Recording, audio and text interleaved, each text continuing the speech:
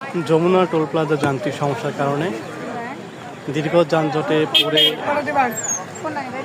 মানুষের যে ভিড় দেখা যাচ্ছে দেখতে পাচ্ছেন।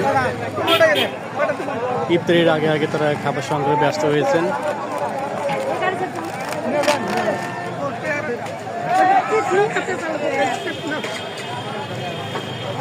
এই যানজটে বাড়ি ফেরা কবে হবে এখনো মানুষ নিশ্চিত করে বলতে পারে না।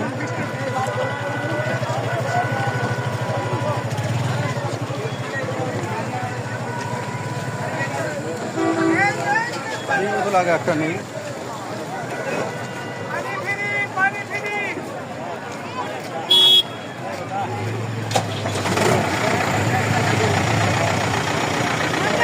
তোমাদের আরেকদিন কই গেল?